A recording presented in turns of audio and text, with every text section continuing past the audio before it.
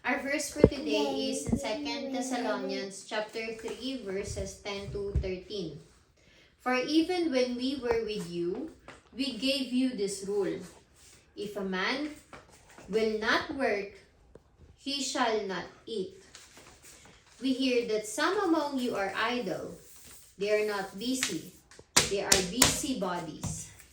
Such people we command and urge in the Lord Jesus Christ to settle down and earn the bread they eat. Amen. And as for you, brothers, never tire of what is doing right. What did you guys get? Do the right thing. Di ko magets yung first verse. Sabi niya dito, for even when we were with you, we gave you this rule. If a man will not work, he shall not eat. So, wag daw kayong tatamad-tamad. Kasi kung gusto nyong kumain, kailangan nyong magtrabaho. Oh. Okay, gets? Sabi nga dito, yung iba daw is nagsasabing they are not busy. They are busybodies. So, nagbibisi-bisihan lang sila. Okay? Such people we command and urge in the Lord Jesus to settle down and earn the bread they eat. So, in this verse, Apostle Paul encourages the people of Thessalonia to earn the bread they eat. So, ibig lang sabihin nun, magtrabaho ka. Magtrabaho ka para hindi ka magugutom. Pagtrabahuhan mo yung kakainin mo.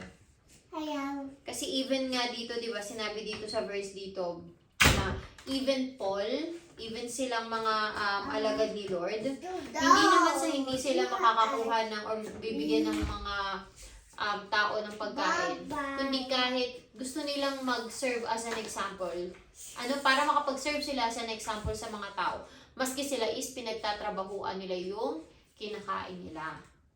Nagtatrabaho sila para may makain sila. Okay, so yun yung sinasabi niya ngayon sa mga tao dito na dapat ganun din sila. Dapat hindi sila tatamad-tamad. Dapat kung gusto mong mabuhay sa mundong to, gusto mong maging maayos ang iyong buhay, then huwag kang tatamad-tamad.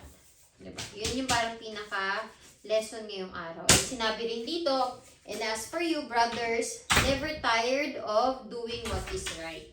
Kasi minsan, sa totoo lang, nakakapagod naman talagang gumawa ng tama at mabuti. Diba? Pero nga sinasabi dito, Apostle Paul is reminding us to Always do the right thing. always do the right thing. Na huwag tayong mapapagod gumawa ng mabuti at ng tama. Kasi bakit natin ginagawa yung mga ganung bagay? Ha? Bakit gumagawa ka ng mabuti sa kapwa mo? Para makapunta sa langit. Para ma-inspire sila na gumawa rin ng mabuti. Oh, and also to glorify the Lord. Di ba? Oh, sige. Mali si Dad. Tama naman, no? Tama naman na. Ayaw pumunta ng langit, gumawa ng tama. Enough. Hey, baby.